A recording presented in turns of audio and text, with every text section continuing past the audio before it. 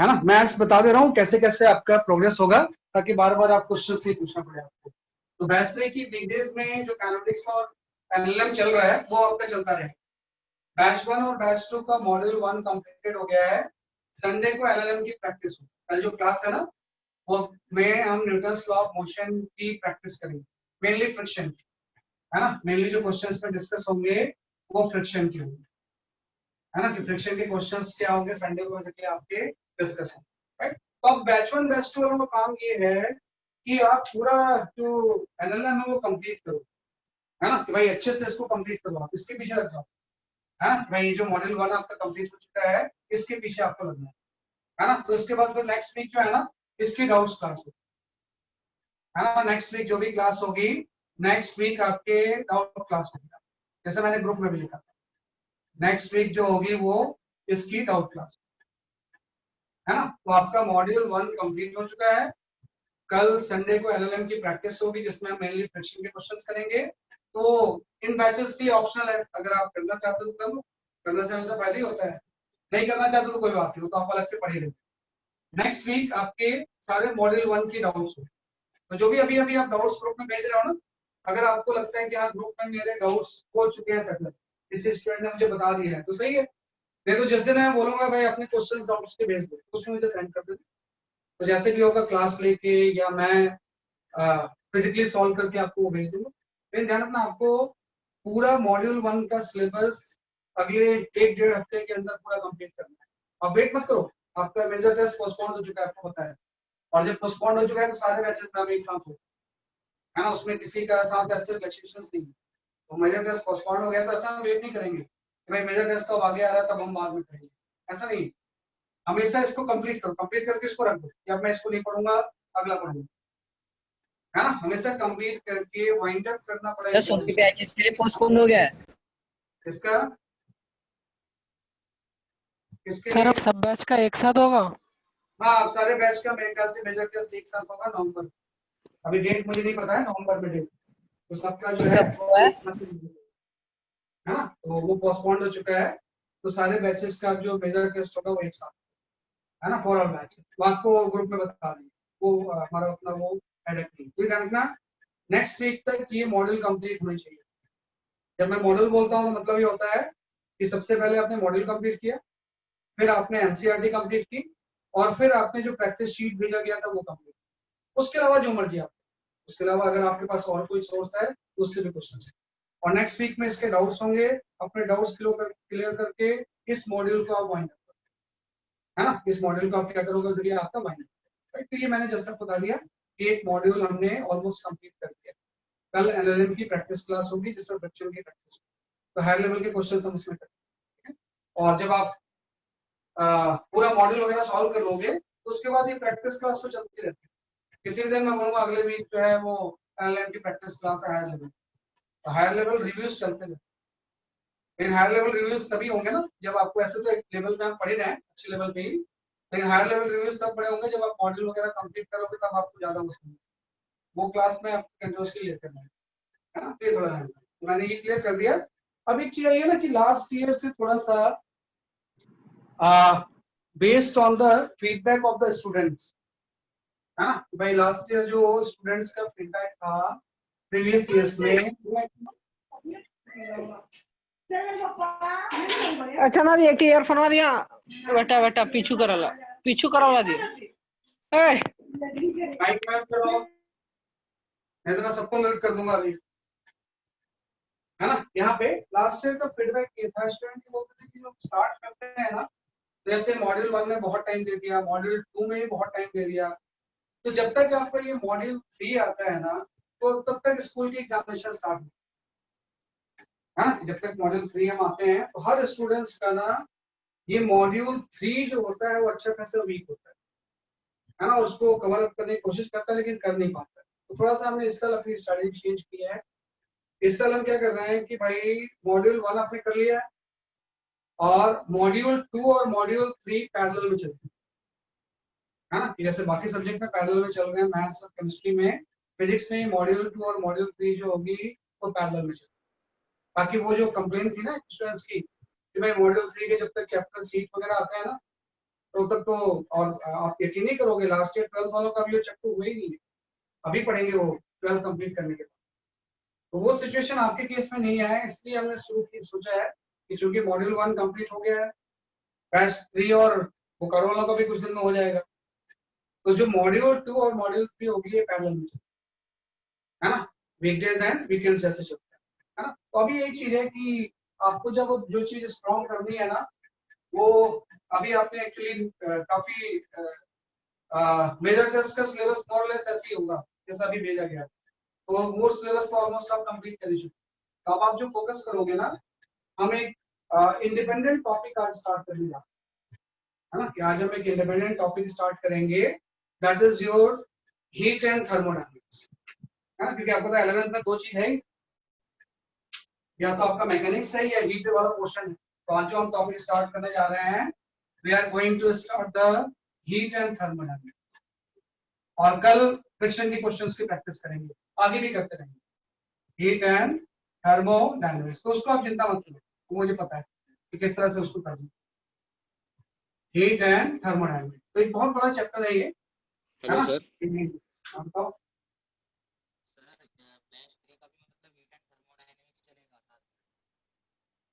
बेटा परिणाम मैं बोलता रहा हूँ, काइनेमेटिक्स आपका जो होगा वो वीकडेज में होगा, है ना, वीकडेज में 2D वाला मोशन होगा, बोल तो रहा हूँ बेटा मैं, है ना, ये बोल तो रहा हूँ मैं, इसमें आपकी भाई जो वीकडेज होगा ना, उसमें आपका काइनेमेटिक्स एज स्टेज चलता रहेगा, तो 2D तो इसमें अब काइनेमेटिक्स में और क्या बचेगा, प्रोजेक्टाइल 2D होता रहेगा। यहाँ पे हम जो चैप्टर आज स्टार्ट कर रहे हैं वीकेंड्स में, जो जो चैप्टर होगा वो आपका हो जाएगा हीट एंड थर्मोडायनेमिक्स, है ना। तो हीट एंड थर्मोडायनेमिक्स आपको पढ़ना है, ये आपके फेस की मॉड्यूल 3 में, है ना, फेस की मॉड्यूल 3 में है, और एनसीईआरटी के second part, NCERT second part. कुछ दिन बाद आपके स्कूल वाले इसमें पहुंच जाएंगे, तो बहुत फास्ट चल रहा है ना, तो इसमें वो कुछ दिन बाद पहुंच जाएंगे, तो आपको ऐसा लगेगा कि कोई अलग चीज पढ़, तो हम आपको जो यहाँ पे हम स्टार्ट कर रहे हैं, स्टार्ट कर heat and thermodynamics, medical batch में भी ऐसे, engineering as well as medical batch, है ना। तो जो हीट एंड थर्मोडायनेमिक्स है, एक्चुअली न्यूटोनियन मैकेनिक्स अभी तक हम पढ़ रहे हैं, है ना। न्यूटोनियन मैकेनिक्स का मतलब हो गया mechanics based on the Newton's, तो उसमें बहुत ज्यादा कोई हीट वगैरह वर्ड आती ही नहीं, न्यूटोनियन मैकेनिक्स में बहुत कम मेंशन हुआ है हीट एंड टेम्परेचर के बारे में, हीट एंड टेम्परेचर के बारे में बहुत ज्यादा उसमें मेंशन नहीं, तो इसलिए हम एक अलग आपका वो है, अलग डिवीजन है, उसी को हम बोलते हैं हीट एंड थर्मोडायनेमिक्स। तो हीट एंड थर्मोडायनेमिक्स में चैप्टर में सबसे पहले जो आप यहाँ पे स्टार्ट करोगे, we start with the thermal properties of matter. एक चैप्टर होता है we call it as a thermal properties of matter, है ना, आसान सी चीज है, थर्मल प्रॉपर्टीज ऑफ मैटर। तो जो आपकी थर्मल प्रॉपर्टीज ऑफ मैटर होती है, इसमें 3 चैप्टर हम पढ़ते हैं। पहला जो चैप्टर होता है उसको हम बोलते हैं कैलोरीमीटर,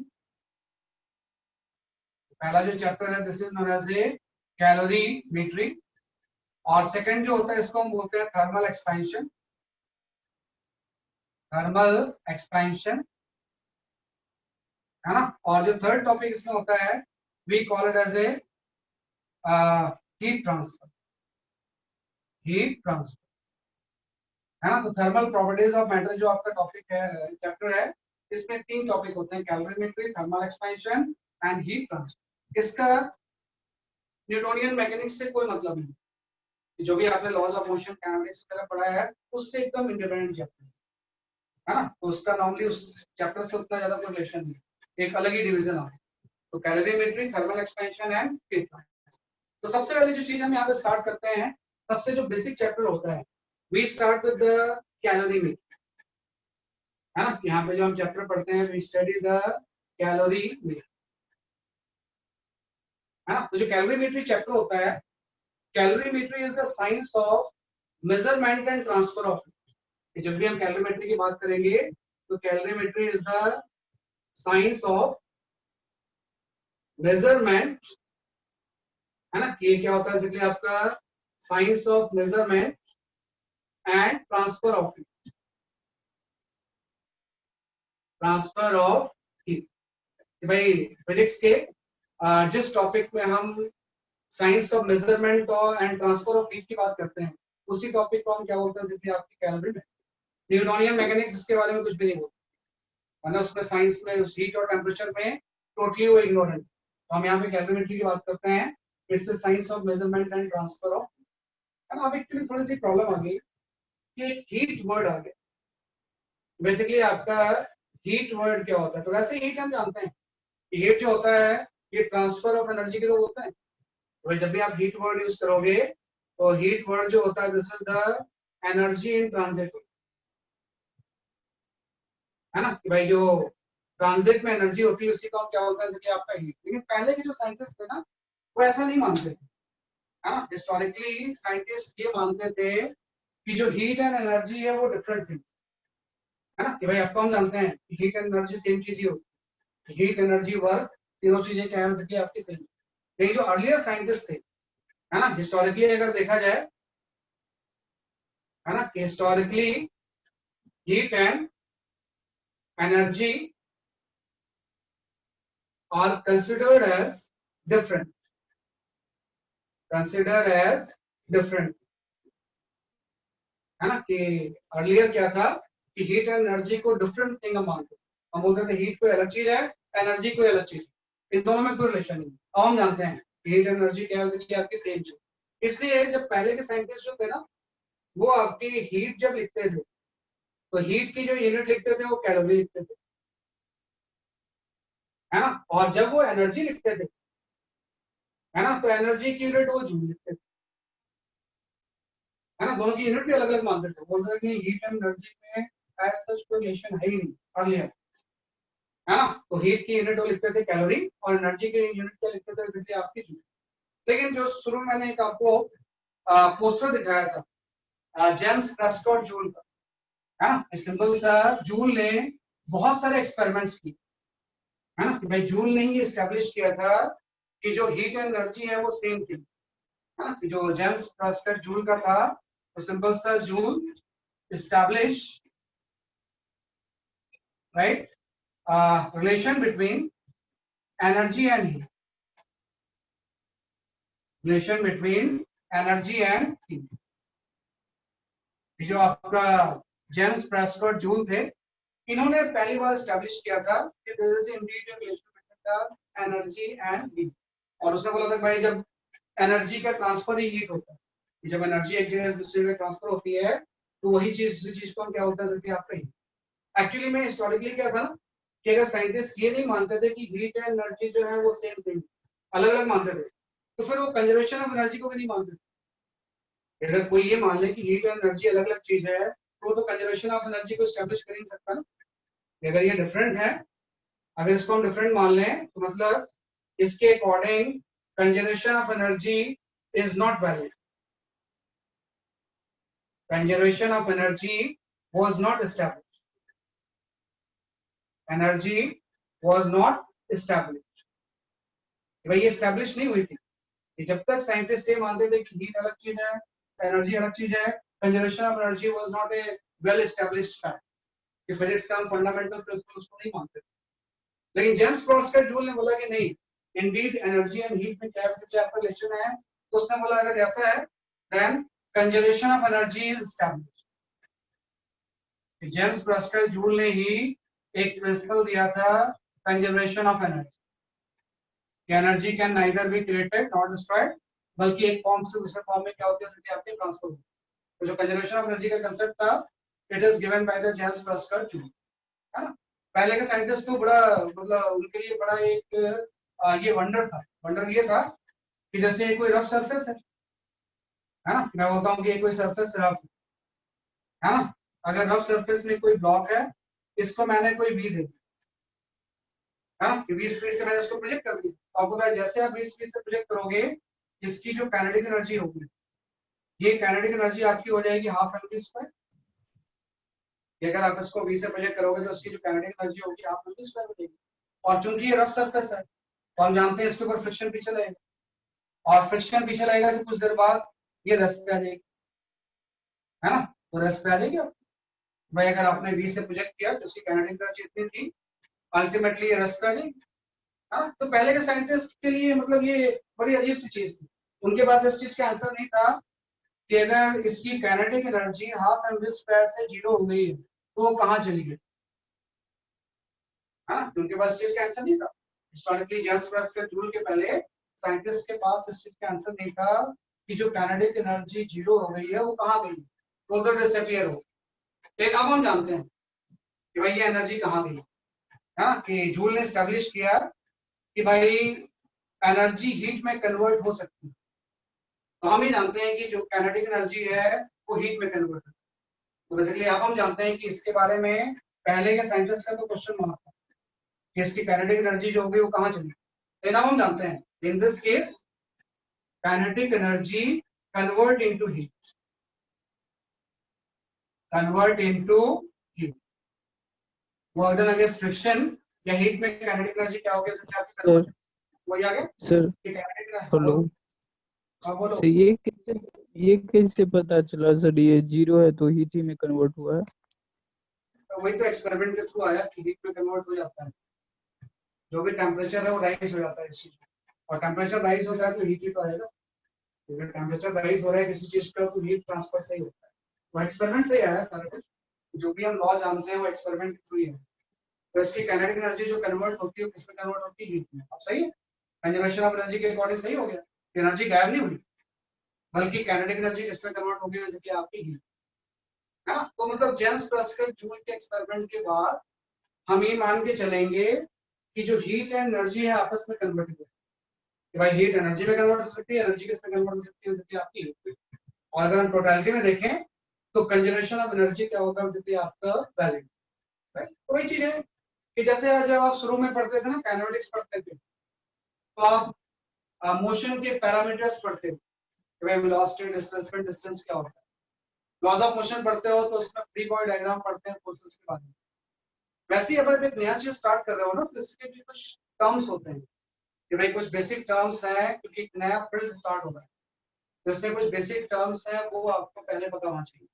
भाई हीट के बेसिक टर्मिनोलॉजी क्या है ना। तो वन बाय वन अगर हम देखें तो सबसे पहले तो एक चीज आई है कि एक हम वर्ड यूज कर रहे हैं यहाँ पे, कैलोरी। क्योंकि वैसे तो हम जानते हैं कि अगर आपको ये पता है कि हीट एंड एनर्जी एक ही चीज है तो दोनों की यूनिट हम जूल ले सकते हैं, है ना। लेकिन हिस्टोरिकली हम हीट के लिए कैलोरी वर्ड यूज कर रहे हैं, इसलिए अभी भी हम इसको यूज करते हैं। अभी भी ये बड़ी पॉपुलर यूनिट है। हीट का जहां भी बात आएगा तो कैलोरी भी यूज कर सकते हैं, एज वेल एज हम जूल भी यूज कर सकते हैं, है ना। तो यहाँ पे एक वर्ड आ गया, हम एक सबसे पहले डिफाइन करते हैं calorie. What is the meaning of 1 calorie, है ना। कि भाई कैलोरी होता क्या, ये कैलोरी जो हीट है वो किसके इक्वल होती है ना। तो 1 कैलोरी ऑफ हीट की definition, 1 calorie of heat, it is a heat required to raise the temperature of a body, raise the temperature of 1 gram of water, 1 gram of water from 14.5 degrees Celsius to 15.5 degrees Celsius at atmospheric pressure, at atmospheric pressure, है ना। ये आपका होता है। तो जो calorie होता है, calorie is the heat required to raise the temperature of 1 gram of water from 14.5 degree Celsius to 15.5 degree Celsius at 1 atmospheric pressure, है ना। 1 लिख लेना है, एट एटमॉस्फेरिक प्रेशर या 1 एटमॉस्फेरिक प्रेशर। इसी चीज को हम बोलते हैं कि आपका 1 कैलोरी, है ना। कि 1 कैलोरी की फंडामेंटल क्या है, कि आपकी डेफिनेशन, भाई हर चीज की डेफिनेशन होगी। तो 1 कैलोरी की जो फंडामेंटल डेफिनेशन है वो जैसे कि आपकी, और हम जानते हैं कि जो 1 कैलोरी होती है अगर हम उसको जूल में कन्वर्ट करें तो जो 1 कैलोरी होती है ये इक्वल होती है 4.1862। ये कन्वर्जन है ना, क्योंकि आपको अभी पता है कि भाई हीट के लिए हम जूल भी यूज कर सकते हैं, है ना, और कैलोरी भी यूज कर सकते हैं। तो जो 1 कैलोरी हीट होती है, 1 gram 1 gram of water from क्या लिखे sir 14.5 14.5 degree Celsius to 15.5 degree. Clear तो है यार, तुमने लिखा हुआ है 14.5 degree Celsius to 15.5 degree Celsius at 1 atmospheric pressure. और 1 कैलोरी हीट जो होती है वो जूल में इसके इक्वल होती है 4.18 जूल, या अप्रोक्सीमेटली इसको हम 4.2 जूल है ना, ये किसके इक्वल हो जाएगा सर, आपके 4.2 जूल। तो 1 कैलोरी इक्वल टू 4.2 जूल ही है। तो आपकी मर्जी है, आप चाहो तो कैलोरी यूज करो चाहे जूल यूज करो। हाँ, तो क्वेश्चंस में भी कई बार कैलोरी में ही दिया होता है, तो इससे हम उसमें क्या करते हैं कि आपका कन्वर्ट करते हैं। पहले तो आपने डिफाइन किया कि 1 कैलोरी की बेसिक डेफिनेशन की। अब दूसरी चीज आती है कि अगर आपको ये निकालना है किसी बॉडी के टेम्परेचर को हीट चेंज करने में कितने अमाउंट की हीट लगती है, तो फर्स्ट टर्मिनोलॉजी तो आपने यहाँ पे जो डिफाइन किया है, we have defined the 1 calorie, है ना। दूसरी जो टर्मिनोलॉजी हम यहाँ पे डिफाइन करते हैं that is the heat required to change the temperature of substance, है ना। ये जो सेकंड आप इसमें डेफिनेशन लिखते हो, we study the heat required to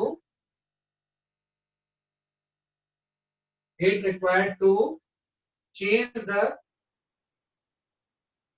right temperature of substance, temperature of substance।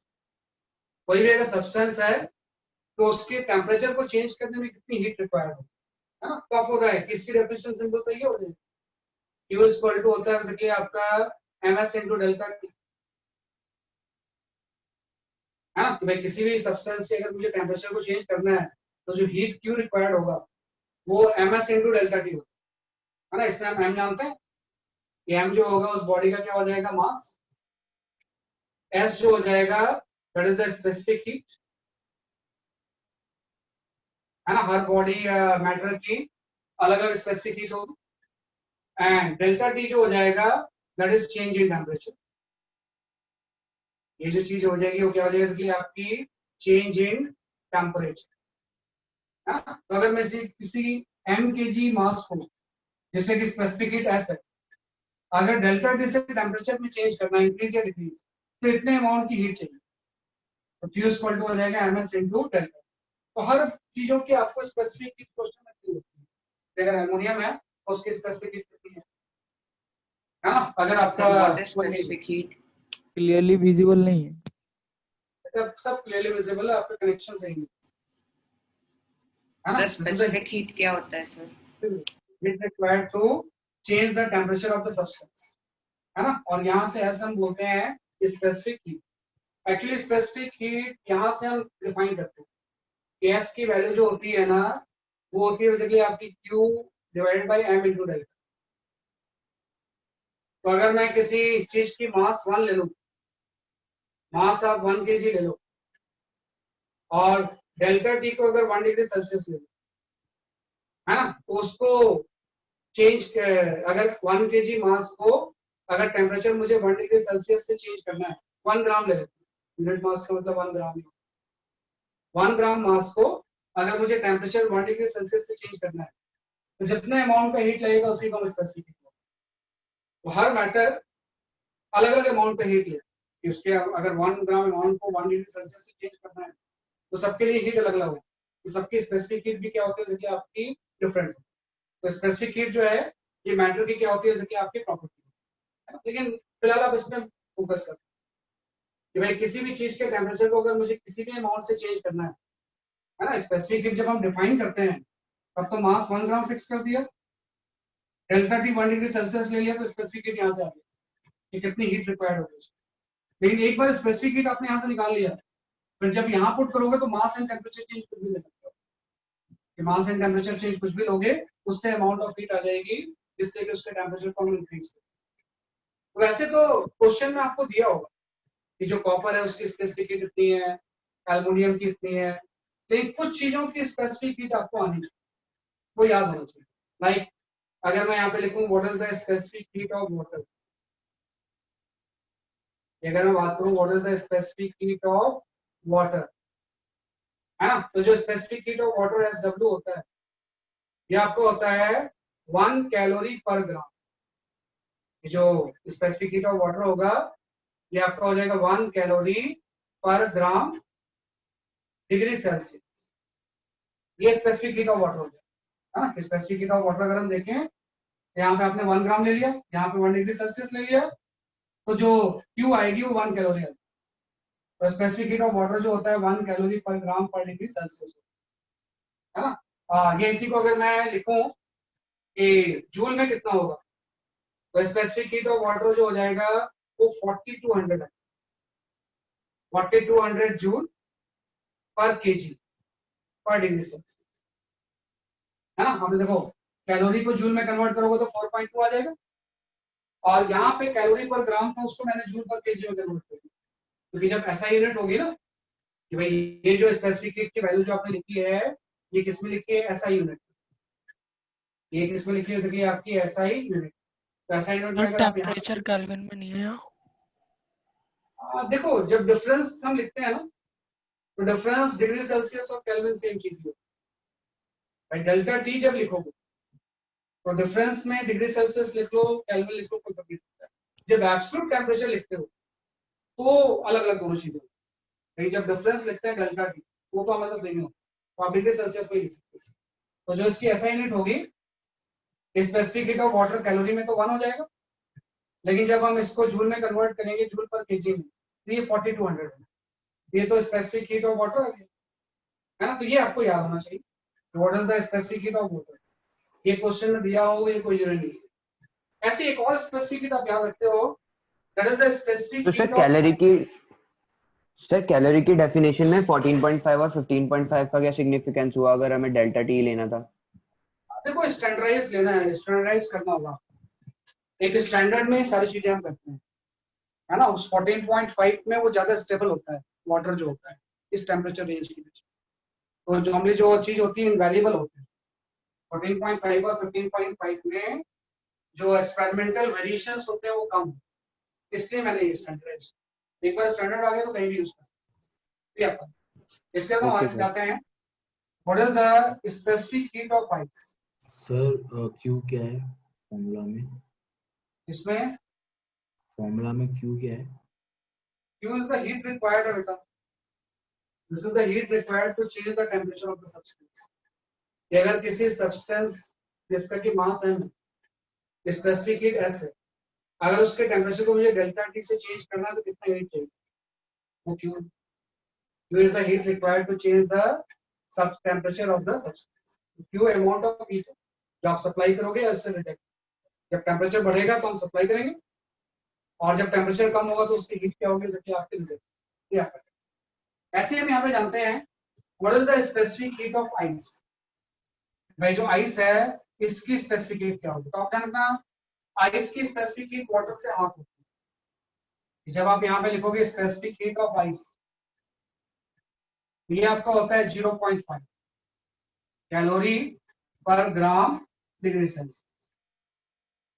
हाँ भाई स्पेसिफिक हीट ऑफ आइस जो होती है वो 0.5 कैलोरी पर ग्राम पर डिग्री सेल्सियस। इसी को अगर मैं ऐसा यूनिट में लिखूं तो 4200 के बजाय यहाँ पे 2100 आएगा, उसका हाफ हो जाएगा 2100 जूल पर केजी डिग्री सेल्सियस, है ना। तो ये तो हमने बात की है कि भाई टेम्परेचर चेंज करना है सब्सटेंस, तो उसके लिए इतनी अमाउंट की हीट लगेगी।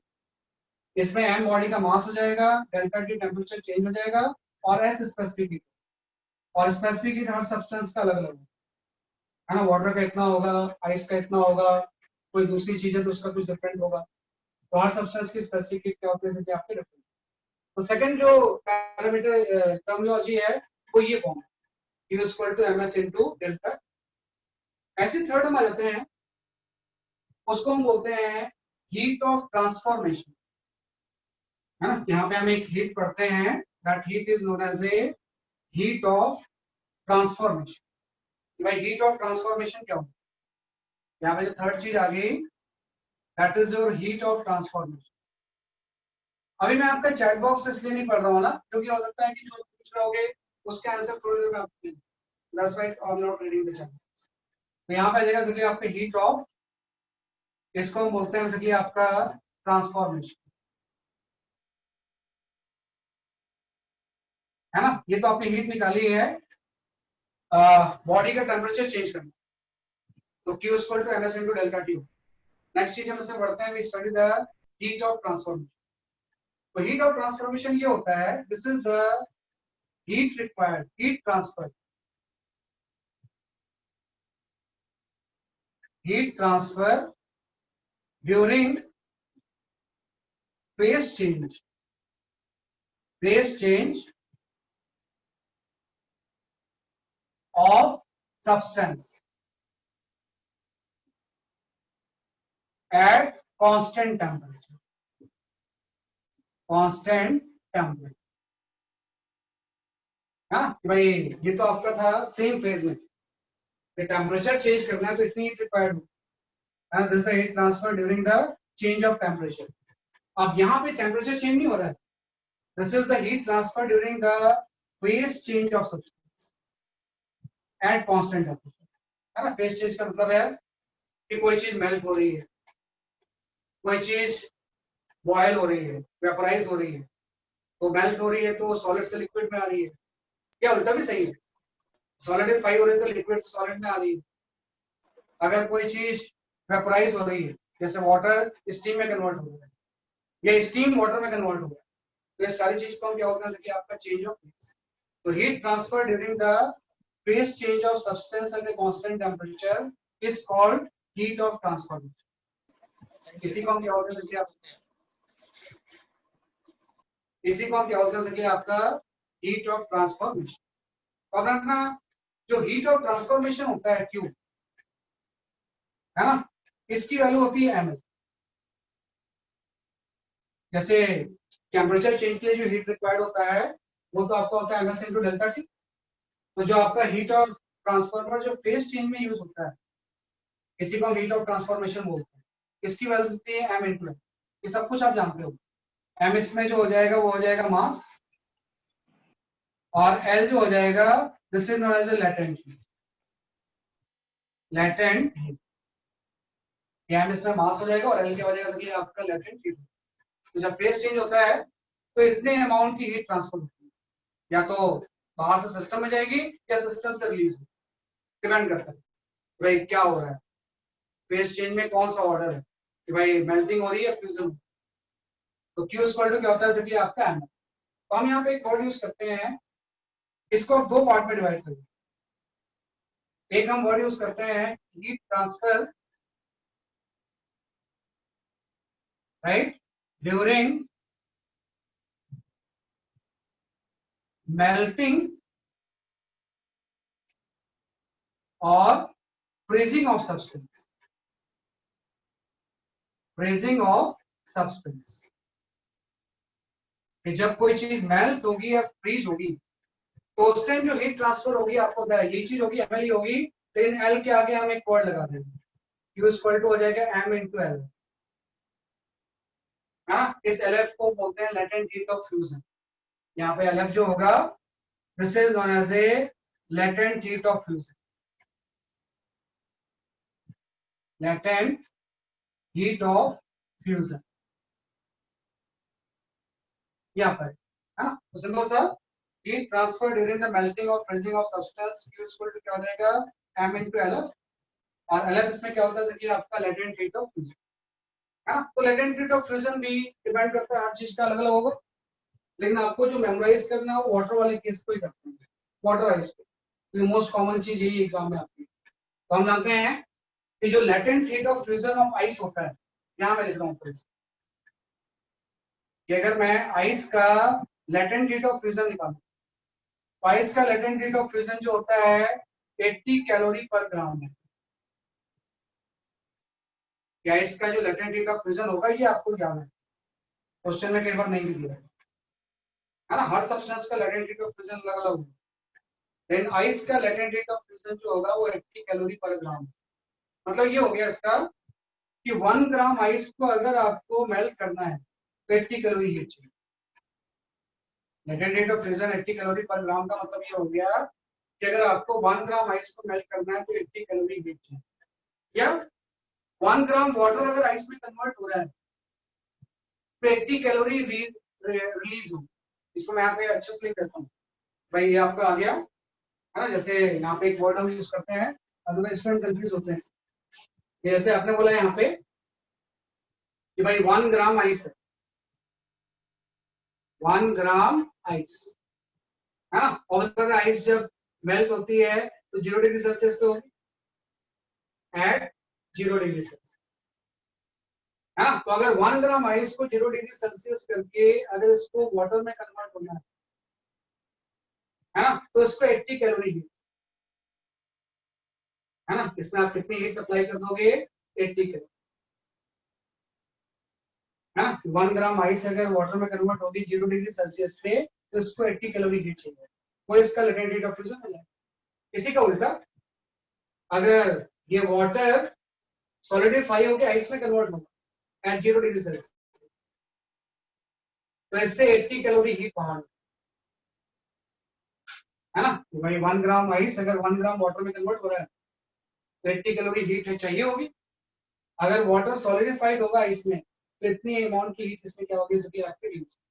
तो इसलिए मैंने बोला है कि heat transfer during the melting और फ्रीजिंग ऑफ सब्सटेंस है ना, उसकी वैल्यू होती है m into L।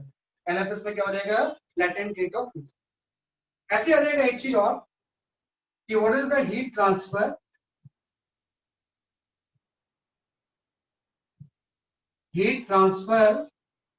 During boiling और condensation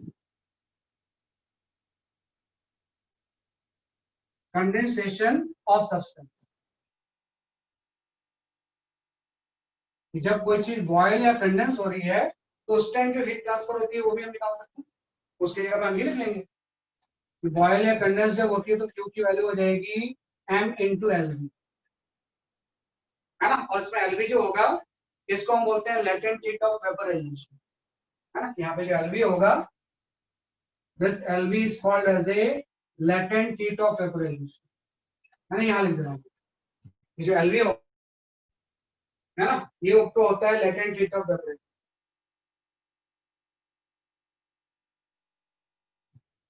latent heat of vaporisation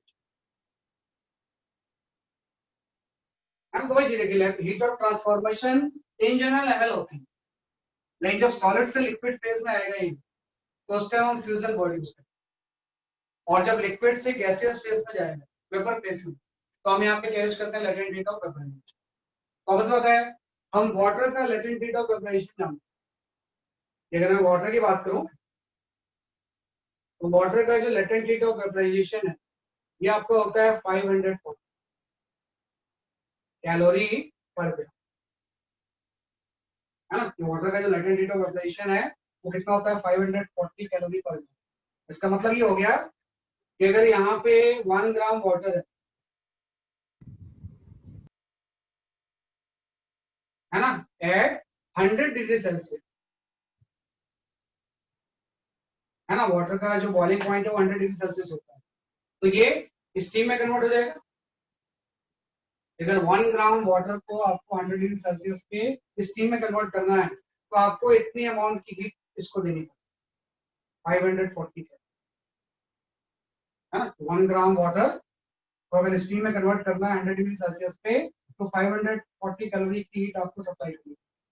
इसका उल्टा, अगर स्टीम कंडेंस होकर वाटर में कन्वर्ट होता है ना, तो यहां से 540 कैलोरी हीट रिलीज। 1 ग्राम स्टीम अगर 1 ग्राम वाटर में कंडेंस होकर कन्वर्ट हो रही है तो 500 कैलोरी हीट क्या हो रही है, आपकी रिलीज। कोई बात है कि चाहे आप सप्लाई कर रहे हो चाहे रिलीज कर रहे हो, इसी को हम बोलते हैं हीट ऑफ ट्रांसफर। इसी को हम क्या होता है, आपका हीट ऑफ ट्रांसफर। ये कुछ बेसिक टर्म्स आपको आने चाहिए। तो आपके पास फॉर्मूला वाइज देखा जाए तो इसमें कोई बहुत फॉर्मूला नहीं है, दो ही फॉर्मूला। एक तो आपका Q equal to MS delta T, इसमें फेस चेंज नहीं करते हैं, सेम फेस में टेम्परेचर चेंज। ये तभी यूज होता है जब सेम फेस सॉलिड का टेम्परेचर चेंज करना है, लिक्विड का टेम्परेचर चेंज करना है, MS डेल्टा T। और दूसरा फेस चेंज करने के लिए Q equal to M। Constant temperature पे अगर मुझे इसको हीट अप करना है तो Q स्क्वायर क्या हो जाएगा, जैसे कि आपने आना। ये कुछ बेसिक अल्फाबेट्स हैं हीट की, क्योंकि आपको आने चाहिए। इसके बारे में नॉलेज होती है आपको, ऐसा नहीं कि नॉलेज नहीं होती है, लेकिन आधी अधूरी होती है। Sir hello sir. हाँ बोलो।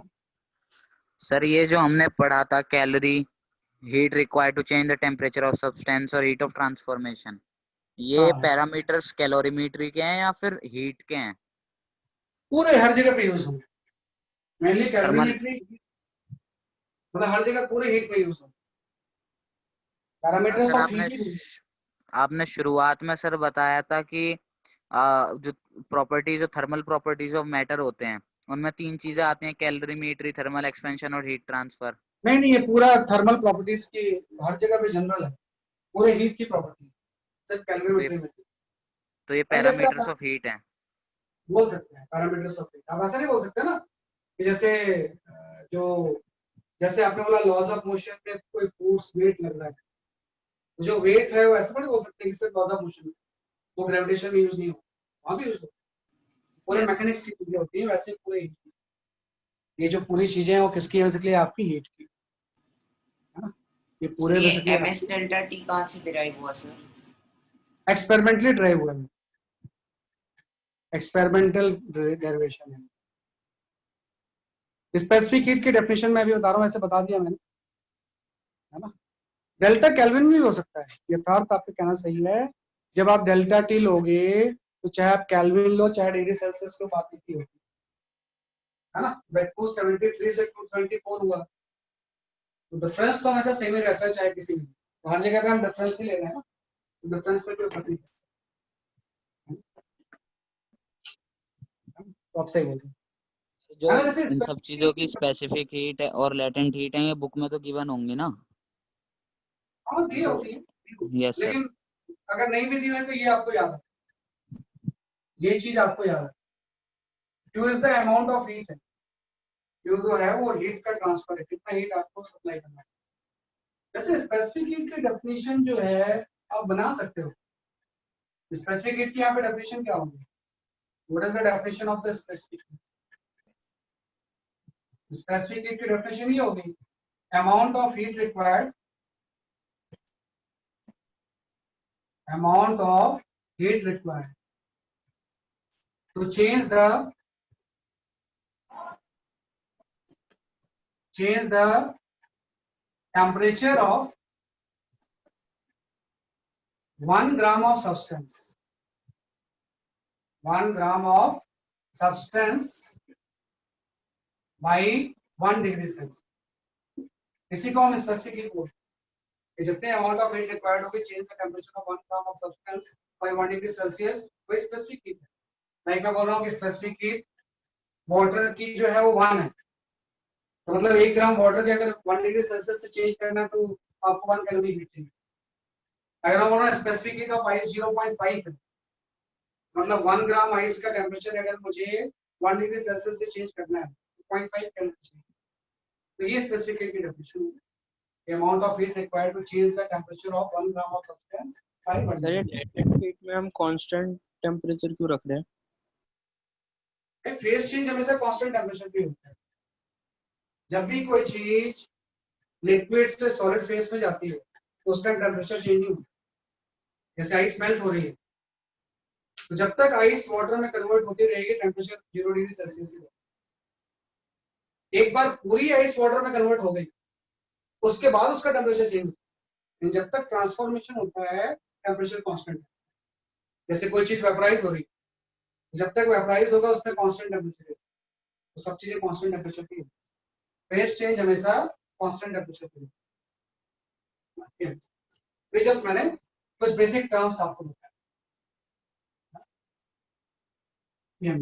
इसके हम आते हैं, ये जो सारी चीजें हमने पढ़ी हैं बेसिक डेफिनेशन, इसको समराइज करने के लिए हम यहाँ पे एक कर्व पढ़ते हैं,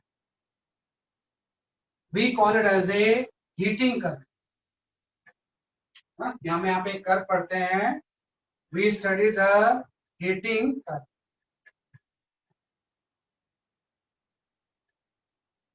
तो जो हीटिंग कर्व होता है it's a curve between temperature versus heat supply. भाई हीट सप्लाई को कई बार जो क्यू ना लिख के हम डेल्टा क्यू लिखते हैं। अब डेल्टा क्यू लिख लो या क्यू ले लो, बात होती है। डेल्टा क्यू आपने हीट सप्लाई किया एक्स एक्सिस के अलॉन्ग और वाई एक्सिस के अलॉन्ग टेम्परेचर। एक्सिस के अलॉन्ग क्या आ गया सके आपका टेम्परेचर। तो मैंने क्या किया, सपोज मैं यहाँ पे आइस ले लेता हूँ, है ना, यहाँ पे आपकी आइस है, किसी भी अमाउंट की हम यहाँ पे क्या लेते हैं सके आपकी आइस, है ना। और आइस जो है इसका टेम्परेचर मैं लेता हूँ -10 डिग्री सेल्सियस। आइस का टेम्परेचर कितना है आपका -10 डिग्री सेल्सियस। तो जब आप इस आइस को कुछ हीट सप्लाई करोगे, इसको डेल्टा क्यू दोगे, तो आपको पता है क्या ये सीधे वाटर में कन्वर्ट हो जाएगा -10 डिग्री सेल्सियस पे? नहीं, वाटर में कन्वर्ट थोड़ी होगा। पहले तो आइस का जो टेम्परेचर होगा ना, अगर आप इसको कुछ हीट सप्लाई करोगे तो जो आइस का टेम्परेचर था पहले आपका -10 डिग्री सेल्सियस से पहले आपका 0 डिग्री सेल्सियस का, है ना। और ज्यादा इसमें ऐसा होगा कि जैसे जैसे मैं हीट सप्लाई करता जाऊंगा टेम्परेचर बढ़ता जाए। तो ये लीनियर रिलेशन है। तो अभी आपने पढ़ा है कि जो डेल्टा क्यू होगा इसकी जगह मैं लिख सकता हूँ ms इंटू डेल्टा।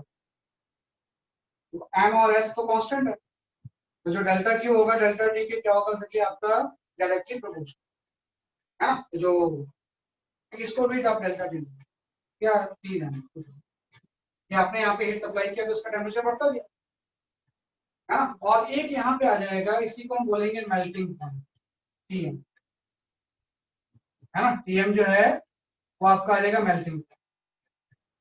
यहाँ पे हम लिख सकते हैं जैसे कि आपका Tm आपका आ जाएगा मेल्टिंग पॉइंट, हाँ भाई। आपने टेम्परेचर बढ़ाते और मेल्टिंग पॉइंट आ गया, मतलब 0 डिग्री सेल्सियस, है ना भाई। -10 से कहाँ पहुंच गया सके आपके 0। आपको पता है जैसे मेल्टिंग पॉइंट आ गया उसके बाद फेस चेंज हो, ये 0 डिग्री सेल्सियस की जो आइस थी ये कन्वर्ट हो जाएगी 0 डिग्री सेल्सियस के ही वाटर में। और जब 0 डिग्री सेल्सियस के वाटर में कन्वर्ट होगी तब उसकी टेम्परेचर कांस्टेंट हो जाएगी, है ना। तो बस बात है कि पहले -10 से 0 पे आया, 0 डिग्री सेल्सियस से ही वाटर में कन्वर्ट हो गया, फेज चेंज हो गया, तो फेज चेंज में टेम्परेचर कांस्टेंट हो गया, है ना। उस टाइम भी कुछ हीट ट्रांसफर होगी, ये जो हीट होगी ये ml हो जाएगी। यहाँ लेटेंट हीट ऑफ वेपराइजेशन होगी ना, तो यहाँ पे जो होगा वो ml आ जाएगा, लेटेंट हीट ऑफ फ्यूजन, है ना। जब मेल्ट होता है तो लेटेंट फ्यूज पर तो ml आ गया। अब क्या होगा कि पूरा वाटर में कन्वर्ट हो गया, अब उसके बाद फिर से टेम्परेचर बढ़ेगा। भाई जो 0 डिग्री सेल्सियस से वाटर था हो सकता है ये 100 डिग्री सेल्सियस का, 0 डिग्री सेल्सियस का वाटर किसमें कन्वर्ट हो गया 100 डिग्री सेल्सियस के वाटर में, तो फिर से कर्व स्ट्रेट है ना। इस टाइम भी जो हीट ट्रांसफर होगी वो आपका हो जाएगा ms डेल्टा टी, है ना। तो टेम्परेचर चेंज करने के लिए 0 से 100 में हीट आप दोगे तो फिर से स्ट्रेट लाइन। आपको पता है जब पूरा वाटर में कन्वर्ट हो जाएगा तो ये इसका टीबी आ गया, इसी टीबी को हम बोलते हैं बॉइलिंग पॉइंट। टीबी को हम क्या बोलते हैं इसलिए आपका बॉइलिंग पॉइंट। तो जैसे ही 100 डिग्री सेल्सियस से वाटर पूरा कन्वर्ट हो गया, अब ये स्टीम में कन्वर्ट, ये पूरी चीज किसमें कन्वर्ट होगी जैसे कि आपकी स्टीम, है ना भाई। ये कन्वर्ट हो जाएगा स्टीम में 100 डिग्री सेल्सियस पे। तो जब तक फेज चेंज होता रहेगा इसका टेम्परेचर क्या रहेगा कांस्टेंट, तो बॉइलिंग पॉइंट पे फिर से कांस्टेंट होता है। और स्टिल अगर आप हीट देते जाओ तो यहाँ पे फिर सुपर हीटेड स्टीम आता है, स्टीम का ही टेम्परेचर बढ़ता जाएगा, इसको हम कई बार बोलते हैं सुपर हीटेड स्टीम। हाँ, तो ये मैंने एग्जांपल आपका आइस एंड वाटर का दिया है। सब सब्सटेंस के लिए हीटिंग कर्व ऑलमोस्ट ऐसे ही हो, बस ये पॉइंट्स चेंज होते रहेंगे, मेल्टिंग पॉइंट एंड बॉइलिंग। तो स्टार्टिंग में क्या होगा? सो यहाँ जो डेल्टा टी दिए वो कितना भी टेम्परेचर दे सकते हैं। भाई यहाँ पे -10 से 0 आ गया तो डेल्टा टी 10 डिग्री सेल्सियस का हो गया। यहाँ पे 0 से 100 आ गया 100 डिग्री सेल्सियस। और जब फेज चेंज होता है तो टेम्परेचर कांस्टेंट ही रहता है। तो यहाँ पे -10 से अगर 0 पे आ गया तो डेल्टा टी 10 डिग्री सेल्सियस का हो गया। यहाँ पे 0 से अगर 100 पे आ गया तो 100 डिग्री सेल्सियस का हो गया। और जब फेज चेंज होता है कांस्टेंट, तो हमेशा सर टीपी वाला कांस्टेंट। Hello hello sir.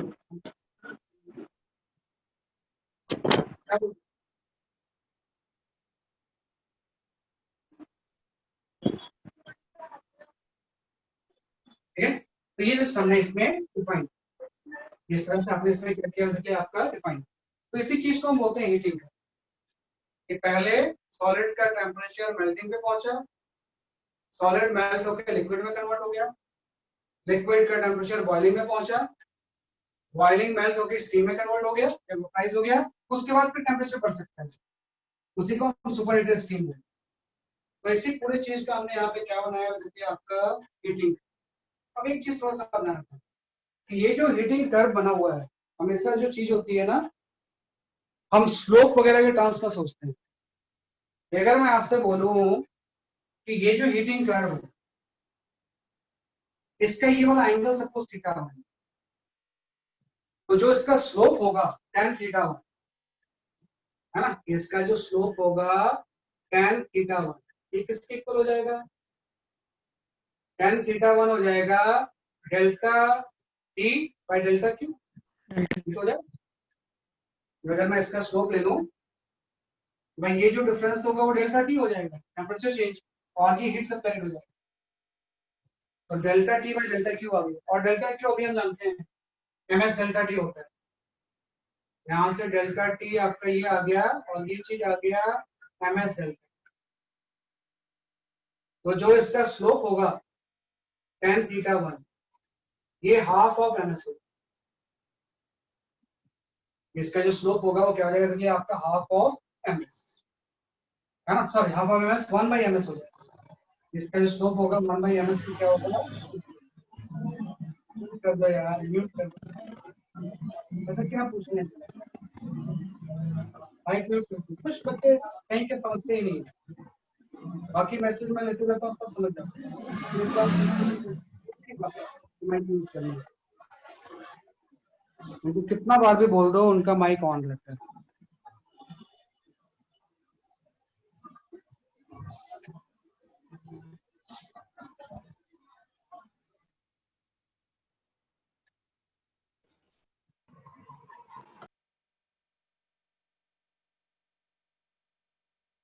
बात एक ही है बेटा, वो इंटू ही है, वो आरुषि वो इंटू ही है, वो इंटू ही लिखा है मैंने। आप ऐसे लिख लो, जैसे स्पेसिफिक हीट की जब आप लिखोगे ना तो जूल पर केजी डिग्री सेल्सियस है भाई, मतलब ऐसे ये सही बोल रहा है। ये जो मैंने यूनिट लिखी थी ना उसमें करेक्शन कर लेना।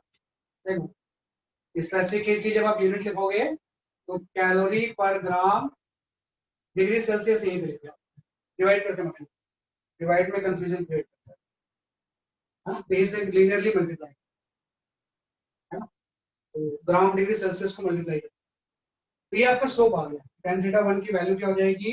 1 बाई ms है ना। तो पहली चीज आ गई स्ट्रेट लाइन का स्लोप ही है। उसके अलावा अगर मैं आपसे बोलूं कि ये जो अमाउंट ऑफ हीट है ये क्या होगा, ये जो हीट होगी आपको पता है ये कितनी है? ये m इंटू एल एफ इतना है। ये जो हीट है वो क्या है? आपका mass into latent heat of fusion. और ये जो हीट है कितने अमाउंट की, अगर हम क्यू वर्ड यूज करें, ये अमाउंट ऑफ हीट जो है m इंटू क्या है आपका एल पी, इसका स्लोप जो होता है 1 बाई ms होता है ना। तो इसका स्लोप कुछ अलग होगा, इसका स्लोप कुछ अलग होगा। और ये जो अमाउंट ऑफ हीट है ये फेस चेंज करने के लिए यूज हुई है ना, तो m इंटू एल एफ हो जाएगा। ये भी फेस चेंज करने के लिए यूज हुई, तो ये क्या हो जाएगा कि आपका m इंटू एल बी। तो इस कर्व में स्लोप और इसका मतलब थोड़ा सा आपका ये इतना अमाउंट किसको शो करता है, इतना अमाउंट ही किसको शो करता है, तो इस तरह से आंसर है। ये कुछ बेसिक इसके अल्फाबेट्स है ना। जैसे मैं अगर आपसे बोलूं कि ये एंगल थीटा 1 है और ये एंगल थीटा 2 है, तो कौन सा एंगल ज्यादा होगा? Which angle will be more? Theta 1 ज्यादा होगा, थीटा 2 ज्यादा होगा? सर सेम सेम होंगे। सेम होंगे, कैसे होंगे? कैसे होंगे? अब देखो, मैं आइस वाटर के केस के लिए पूछ रहा हूँ आपसे। अगर मैं आइस वाटर के लिए बात करूँ तो थीटा 1 ज्यादा हो गया, थीटा 2 ज्यादा हो गया आइस वाटर के लिए? ये ज्यादा होगा ना, और जो थीटा 2 है वो ज्यादा होगा, क्योंकि अभी तो आपने पढ़ा स्पेसिफिक हीट ऑफ आइस जो होती है वो होती है 0.5 कैलोरी पर ग्राम डिग्री सेल्सियस।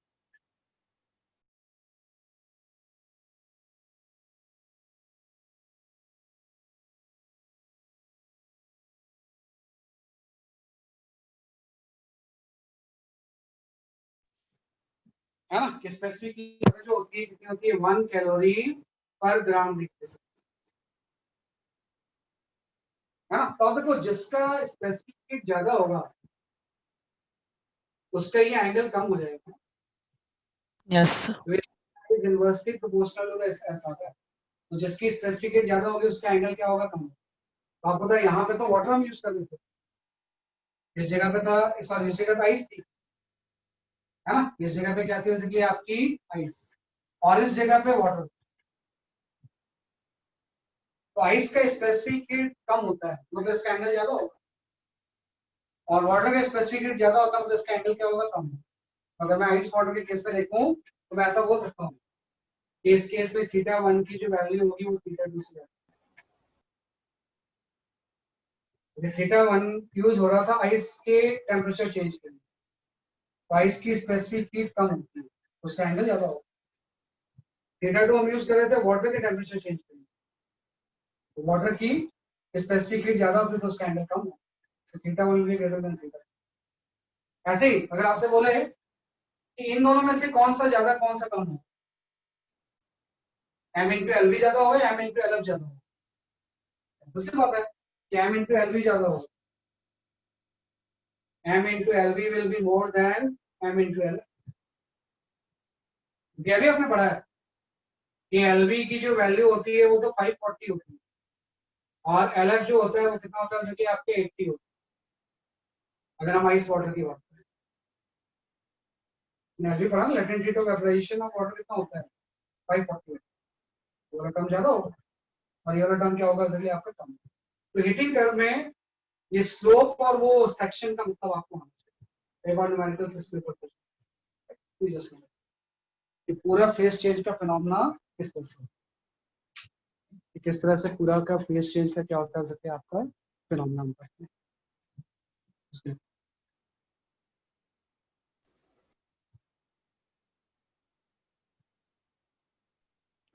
है ना, इसको sir theta inversely proportional to ये स्पेसिफिक हीट है। Yes sir. हाँ, जिसके स्पेसिफिक हीट ज्यादा होगा उसका थीटा कम होगा, तो वाटर का स्पेसिफिक हीट ज्यादा होता है तो उसका थीटा कम होगा। थीटा 2 कम हो गया as compare to the theta 1।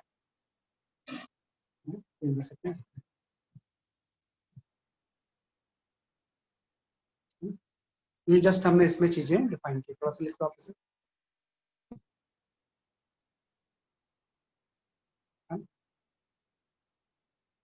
सब बोर्ड में दिख रहा वो नहीं दिख रहा है, अब दिख रहा है? Yes sir yes sir. तो पहले आपसे थोड़ा सा इसके ऊपर ध्यान दो फिर बताते हैं।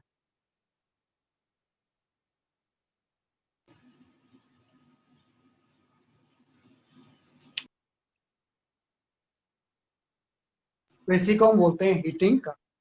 तो मैंने आइस और वाटर के लिए बताया इसे क्योंकि सबसे ज्यादा यूज वो होता है, अदरवाइज मोल लॉसलेस सबके केस में सेम ही होता है। अब आता है सर कि भाई, हाँ बताओ। सर स्पेसिफिक हीट और heat required to change the temperature, तो sir almost same ही चीज है sir.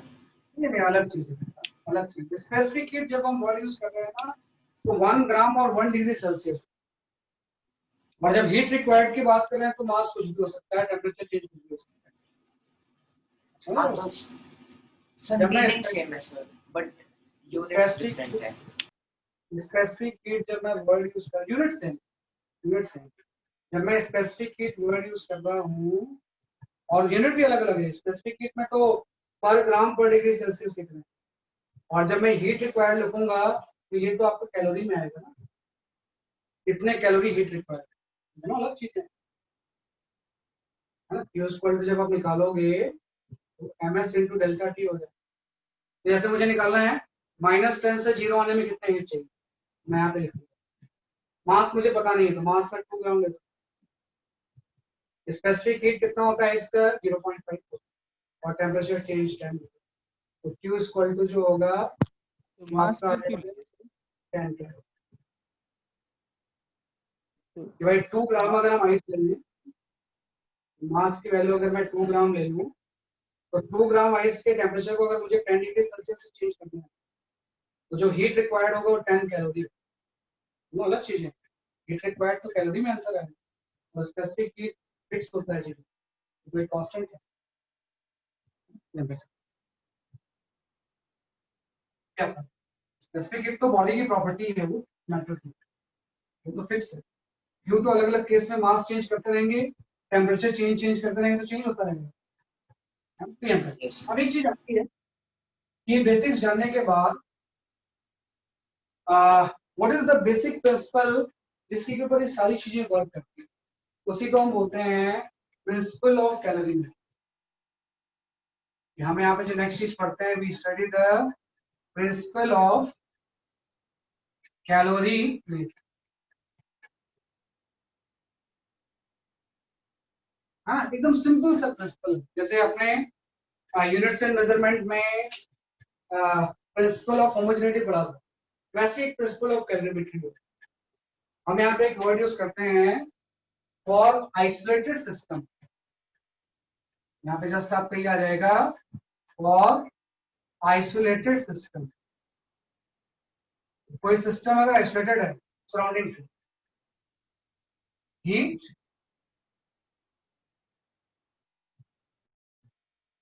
भाई heat absorb by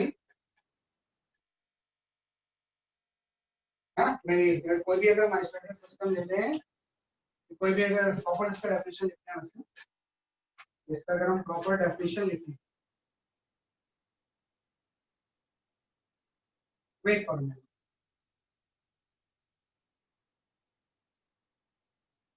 principle of calorimetry हम इसको, हाँ जब आप यहाँ पे प्रिंसिपल ऑफ कैलोरीमेट्री लिखोगे तो हम यहाँ पे इस तरह से लिखेंगे for lesser system heat lost by a part of higher temperature, higher temperature is equal to heat gain by a part at lower temperature, at lower temperature। ये आपका प्रिंसिपल ऑफ कैलोरीमेट्री। हाँ प्रिंसिपल ऑफ कैलोरीमेट्री के according हो जाएगा कि for isolated system heat lost by a part of higher temperature is equal to the heat gained by the part of lower temperature। वह system अगर isolated है तो एक पार्ट जो हीट लूज करेगा वही तो दूसरा पार्ट गेन करेगा। हम सिंपल सा प्रिंसिपल ऑफ कैलोरीमेट्री के अकॉर्डिंग होता है heat loss is equal to heat gain. बस ही भाई पूरा का पूरा जो ये टॉपिक है, ये ऐसी को हम कंजर्वेशन प्रिंसिपल भी बोल सकते हैं। वह कंजर्वेशन ऑफ एनर्जी तो है, वह एनर्जी कहीं नहीं जाएगी, अगर एक जगह लूज करा दूसरी जगह गेन करेगा। तो प्रिंसिपल ऑफ कैलोरीमेट्री का सिंपल सा केस है, जो ज्यादा टेम्परेचर की चेंज होगी वो हीट लूज करेगी, और जो कम टेम्परेचर की चीज होगी वो हीट क्या करेगी, गेन करेगी। और हीट लॉस इक्वल टू क्या हो जाएगा, हीट। तो ये बेसिक डेफिनेशन जानने के बाद आप न्यूमेरिकल्स में यही प्रिंसिपल ऑफ कैलरीमेट्री यूज करें, है ना। मैं एक न्यूमेरिकल दे रहा हूँ, उसको थोड़ा सा अटेंड करें, है ना, तो उससे तो आपको थोड़ा सा इसमें आइडिया हो कि किस तरह से हम इसको अप्लाई करें।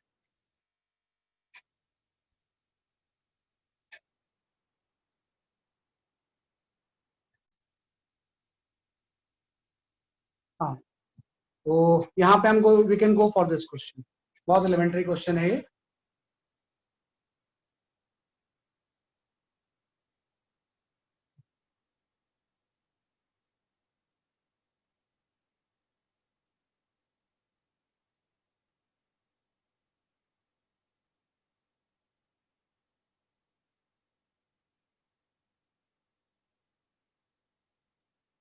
Heat loss equal to heat. और कल जो क्लास होगी उसमें फ्रिक्शन कंटिन्यू होगा, है ना, कल आपकी फ्रिक्शन की लास्ट क्लास, उसके बाद फिर हम यही चीज कंटिन्यू, है ना। उसके बाद सारे बैचेस में हर सर क्लास आंसर चैट पे लिखे। हाँ चैट पे लिखो, आपका आंसर आ रहा है चैट पे भेजो, जो भी आंसर आ रहा है।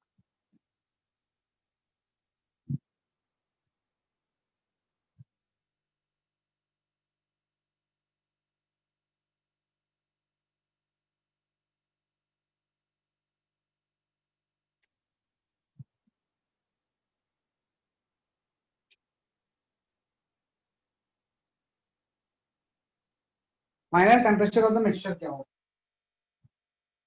इन डिग्री सेल्सियस से लिख लो।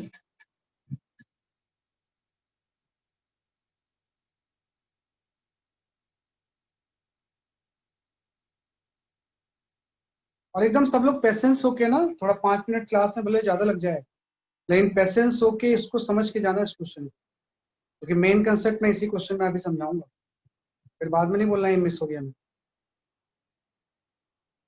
तो कई बार बच्चों को रहता है ना कि क्लास खत्म हो रही थी, जल्दी होती है भागने की, तो ऐसा नहीं करना है, इसी क्वेश्चन से पूरी क्लास की समरी होगी।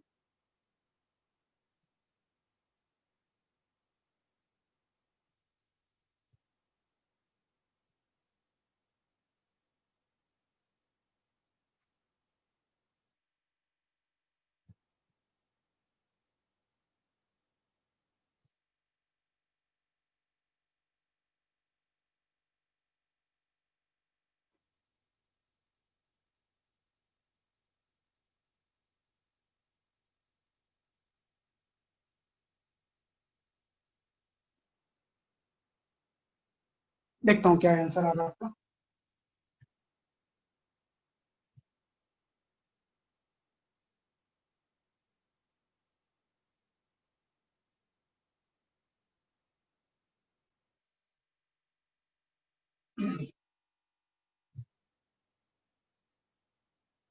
हाँ, इसको छोड़ दो बेटा सिबा, इसको मैं कल बताऊंगा what is water equivalent, ignore that part, उस पार्ट को इग्नोर कर दो। I will explain to you what is the meaning of water equivalent.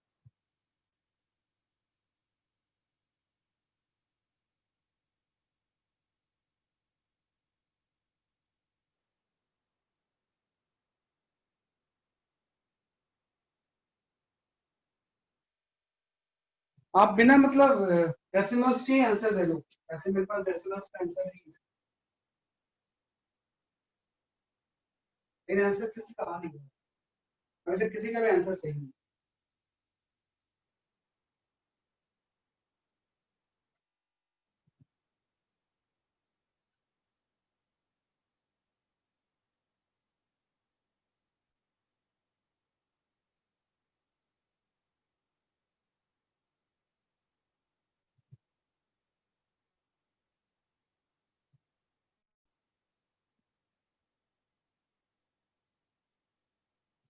ना किसी का नहीं आ रहा, मैं एक्सप्लेन करता हूँ थोड़ा सा, आपका ना आंसर किसी के सही नहीं आ रहे,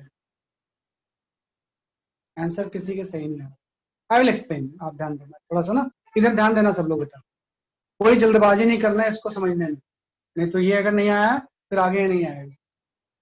हाँ, देखो क्वेश्चन में क्या दिया हुआ था, प्रिंसिपल ऑफ कैलरीमेट्री हम इसमें यूज करेंगे। क्वेश्चन में आपको ये दिया हुआ था कि एक कोई कंटेनर है, वो वाटर इक्विवेलेंट वाला जो टर्म है उसको भी आप इग्नोर करो, मैं उसके बारे में बताऊंगा। यहाँ पे कोई इस तरह से आइसोलेटेड सिस्टम है, हाँ भाई, इस तरह से आपको जो दिया हुआ था वो ये दिया हुआ था कि आपका कोई आइसोलेटेड सिस्टम है ना, और इसमें आपके आइस रखी हुई है, आइस एट 0 डिग्री सेल्सियस पे, और आइस जो है वो 5 ग्राम है। इसमें हम वाटर पोर करते हैं, वाटर हम जो पोर कर रहे हैं वो 10 ग्राम पोर कर रहे हैं एट 80 डिग्री सेल्सियस पे। इसका जो टेम्परेचर कितना है इसलिए आपका 80 डिग्री सेल्सियस है ना। तो finally temperature of the mixture क्या होगा, किसने पूछा, what is the final temperature of the mixture, है ना। तो आप देखो इसमें हम यही तो यूज करेंगे, मैं ऐसे यूज करूंगा, एज्यूम कर लूंगा भाई जैसे आप वाटर मिक्स करोगे आइस हीट गेन करेगा, पहले तो ये मेल्ट होगा, और मेल्ट जब पूरा हो जाएगा तो सिस्टम का टेम्परेचर जो होगा वो बढ़ जाएगा, है ना। और फाइनली और वाटर का टेम्परेचर कम होगा और आइस वाटर में कन्वर्ट होकर उसका टेम्परेचर बढ़ेगा, और फाइनल सेम टेम्परेचर में सब चीज जाएगा। मैं यहाँ पे एक वर्ड यूज कर लूंगा, let final temperature is T, temperature of mixture is T, ऐसा एज्यूम कर लेंगे।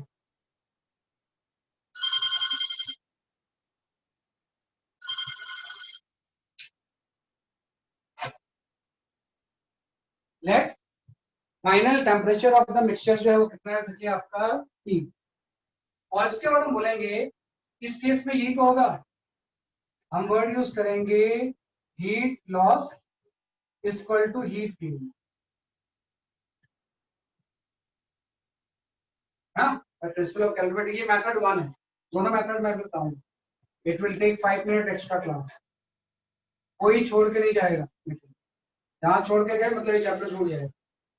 Heat loss is equal to heat gain, तो हीट इसमें क्या यूज कर रहे हैं, आप बोल रहे हो भाई पहले ऐसा था मेनली इस पूरे में सिर्फ वाटर हो, ये सब चीजें आइस वगैरह मेल्ट हो गई और पूरे मिक्सचर का टेम्परेचर T हो, तो आपने को जो 10 ग्राम वाटर था इसका टेम्परेचर डिक्रीज होगा और 80 से T पे आ गया, तो heat loss by the water है, तो heat loss by the water हो जाएगा, जो हम निकालेंगे फॉर्मूला हम यूज करेंगे ms डेल्टा टी, तो मास इसका कितना है 10, वाटर की स्पेसिफिक हीट होती है 1 into delta T, delta T मतलब हम 80 से T पे आ,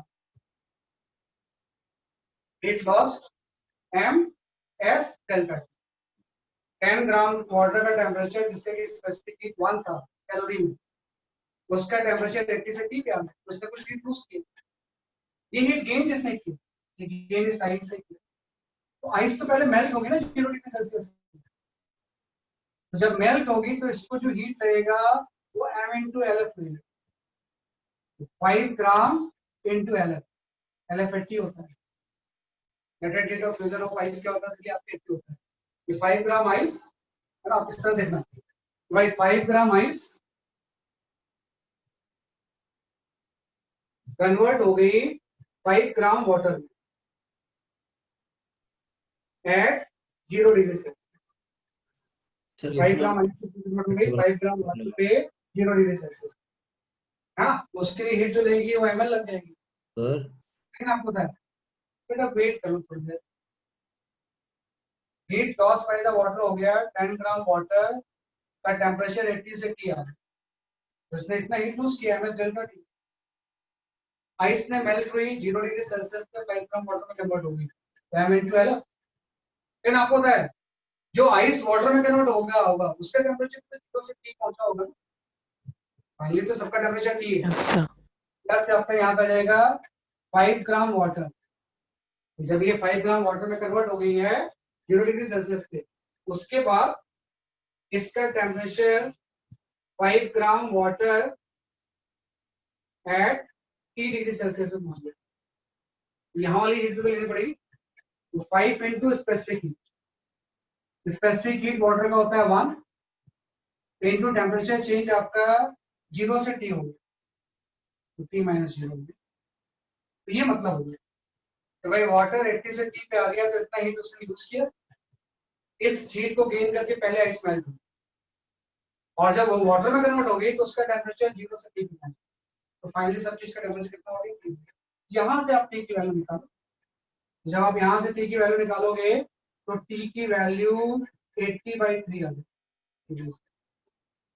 ये आंसर, जो टेम्परेचर होगा फाइनल जो मिक्सचर का होगा वो कितना हो जाएगा सर, आपका 80/3 डिग्री सेल्सियस। तो इसी को हम बोलते हैं heat loss equal to heat. ये हम करते हैं, तो उसमें उससे कुछ दिक्कत है नहीं। तो इसका जो आंसर आएगा वो 80/3 है, बाकी किसी का भी आंसर सही नहीं आया, कि आंसर जो आएगा वो कितना देगा, 80/3 आएगा। कहीं ना कहीं कोई पार्ट आप छोड़ दें तभी इसका आंसर नहीं आएगा, इसको ठीक से समझना आप। इसी को हम बोलते हैं मेथड वन, है ना। लेकिन हम ये मेथड यूज नहीं करते, रेयरली हम यूज करते हैं, ये हम यूज नहीं करते हैं। वैसे तो ये सही है, इसने हीट लॉस किया, आइस ने मेल्ट करके गेन करके पहले मेल्ट हुई, फिर टेम्परेचर 0 से उसका T पहुंचा, heat loss equal to heat. तो फाइनल जो टेम्परेचर होगा मिक्सचर का कितना हो जाएगा, 80/3। ये मेथड हम यूज नहीं करते हैं। हम जो मेथड यूज करते हैं वो थोड़ा सा डिफरेंट, उसको आप एकदम ध्यान से समझना इसमें, है ना। हाँ बिल्कुल सही है कि भाई जो हीट गेन वाला पार्ट मैंने यूज किया है ml, तो ये आइस तो पहले मेल्ट होगी ना वाटर में, तब तो उसका टेम्परेचर बढ़ेगा, plus ms delta, ml plus ml delta. पहले मेल्ट हुई, मेल्ट होकर जब 0 डिग्री सेल्सियस के वाटर में कन्वर्ट होगी, फिर 0 से उसका टेम्परेचर T होगा। टेम्परेचर चेंज करने के लिए तो हम ये यूज करते हैं, दोनों यूज करते हैं। लेकिन हम ये मेथड यूज नहीं करते हैं, थोड़ा यूनिक मेथड है, उसी को हम यूज करते हैं, है ना। उसी को हम बोलते हैं मेथड 2, है ना। वैसे ये भी ठीक है, इसमें भी कोई ऐसी दिक्कत नहीं, लेकिन ये प्रेफरेबल मेथड। मेथड 2 में क्या होता है कि आप इसको इस तरह से मत सोचो, आप इस तरह से सोचो कि पहले हम ऐसा एज्यूम कर लेते हैं कि वाटर का टेम्परेचर 80 से 0 पे आ गया, आया नहीं आया मुझे नहीं पता, तो हम यहाँ पे एक वर्ड यूज करते हैं कि what is the available heat, available heat if temperature of water decreases from 80 degree Celsius to 0 degree Celsius. Finally वो 0 पे नहीं आया, मुझे नहीं पता है, लेकिन मैं ऐसा एज्यूम कर ले रहा हूँ कि जब मैंने इसको मिक्स किया तो अगर ये टेम्परेचर 80 से 0 आ जाएगा तो कितना हीट अवेलेबल है, कितनी हीट रिलीज करेगा, निकाल सकते हैं। ये जो अवेलेबल हीट QA होगा, अवेलेबल हीट की जो वैल्यू होगी वो आपकी हो जाएगी m, 10 gram water, specific heat water का मान होता है आपने 80 से 0, तो आपके पास अवेलेबल हीट 80 कैलोरी, 800 कैलोरी। अगर वाटर का टेम्परेचर 10 से 0 पे आ जाए तो जो हीट अवेलेबल होगी वो 100 कैलोरी। अब हम ये निकालते हैं कि what is the heat required, heat required to melt ice, कि आइस को मेल्ट करने के लिए कितनी हीट की जरूरत पड़ेगी एट 0 डिग्री सेल्सियस, या आप मेल्ट आइस लिखते हो तो 0 पे तो था ही। तो ये जो हीट रिक्वायर्ड होगी QR, ये आपका आ जाएगा m×LF, तो मास तो आपका 5 ग्राम था और LF जो है वो आपका 80 होता है, तो यहां से आपका आ गया 400। अब देखो आपने क्या किया ना, वाटर को 80 से 0 पे ले आए और आइस को 0 पे मेल्ट कर दिया, पूरे आइस वाटर में, मतलब सारी चीजें अब 0 पे आ गई ना। जब ऐसा होगा कि वाटर 80 से 0 पे आ गया और आइस 0 डिग्री सेल्सियस पे ही मेल्ट हो गई, 0 डिग्री सेल्सियस के वाटर में कन्वर्ट हो गई, तो पूरी चीज 0 डिग्री सेल्सियस पे आ गई। एक यहाँ पे मिक्सचर बना जिसमें कि वाटर 80 से 0 पे आ चुका है, आइस 0 डिग्री सेल्सियस पे मेल्ट होकर वाटर में कन्वर्ट हो चुकी है, तो ये 0 डिग्री सेल्सियस है ना। और इस मिक्सचर का जो मास होगा वो 15 ग्राम हो जाएगा, क्योंकि वाटर 10 ग्राम था, आइस भी मेल्ट होकर वाटर में कन्वर्ट हो गया, तो 15 ग्राम वाटर में। अब देखो आप अवेलेबल हीट इतनी है, रिक्वायर्ड हीट इतनी है, तो कुछ हीट बच गई ना, उसी को हम बोलते हैं बैलेंस। हम यहाँ पे एक वर्ड यूज करेंगे बैलेंस। भाई अवेलेबल तो इतनी है, रिक्वायर्ड तो कम है मेल्ट करने के लिए, तो जो बैलेंस हीट होगी वो क्या करेगी, वो टेम्परेचर बढ़ाएगी। Balance heat will increase the temperature of water. Temperature of water.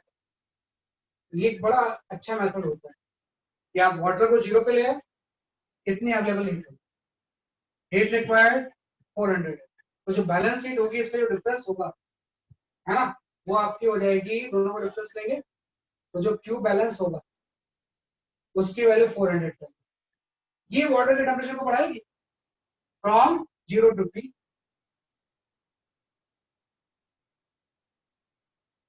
है, तो आप देखो कि 0 to T कितने ग्राम वाटर को बढ़ाएगी, 15 ग्राम को, तो हम लिखेंगे 15 इंटू स्पेसिफिक हीट वाटर में कितना होता है 1, और 0 से आपको T तक बढ़ा दिया, T तो आपको निकालना था, T माइनस 0, तो इससे आप देखो फाइनल टेम्परेचर की वैल्यू कितनी आ गई 400/15। 400/15 का मतलब कितना हो गया 80। तो ये एक बड़ा यूनिक मेथड है। इस मेथड के क्या एडवांटेजेस हैं ये मैं आपको नेक्स्ट क्लास में, हाँ देखो दोनों मेथड आपको आना चाहिए। पहला तो कन्वेंशनल मेथड है, तो भाई 10 ग्राम का वाटर का टेम्परेचर 80 से T आ गया, हीट लॉस, इसको गेन करके पहला आइस मेल्ट हुई प्लस टेम्परेचर T तक पहुंच गया, तो उससे T की वैल्यू, ये स्ट्रेट मेथड है। इसमें मैंने बोला सेकंड मेथड में इसको फिर से रिवाइज करना कि भाई वाटर का टेम्परेचर अगर हम 10 से 0 पे करते हैं, क्योंकि एक्चुअली में नहीं हुआ है, लेकिन हम ऐसा मान लें कि 10 से 0 पे पहुंच गया है, तो कितनी हीट अवेलेबल होगी। सर मेथड 1 क्यों नहीं यूज करते? मैं बताऊंगा, उसको बताऊंगा नेक्स्ट क्लास में आपको कैसे से मेथड 1 में क्या गड़बड़ है, आई विल एक्सप्लेन। तो बहुत बड़ी गड़बड़ है इसलिए, है ना। आपने बोला अवेलेबल हीट कितनी है, heat required to melt ice कितना हो गया 5 into 400 हो गया, तो अब देखो इससे क्या हो गया, सारी चीजें 0 पे आ गई ना, 15 ग्राम वाटर 0 पे, तो अवेलेबल कितना है, रिक्वायर्ड कितना है, कुछ हीट बच गई, तो उसी को हम बोलते हैं बैलेंस हीट। बैलेंस हीट क्या करेगा, इसका टेम्परेचर 0 से 400 बैलेंस हीट है, ms डेल्टा T, तो T की वैल्यू 80 है। ये थोड़ा सा हमने आज कैलोरीमेट्री की बेसिक्स का आइडिया लिया, तो उसको आप थोड़ा सा रिवाइज करना, और कल तो फ्रिक्शन होगा, तो अब इसकी क्लास नेक्स्ट वीक की होगी सैटरडे, सैटरडे के दिन अब इसको अभी और पढ़ेंगे और स्ट्रॉन्ग करेंगे, और कल आपकी जो क्लास है वो friction. That is all for today, bye bye. Thank you, इसको sir. रिवाइज करना। Thank you sir. Thank you, sir. Thank you, sir. Thank you sir. Thank you sir recording send कर देना ग्रुप पे। हाँ group पे कल recording Sunday को available, tomorrow, आज नहीं, रिकॉर्डिंग कल मिलती है। ओके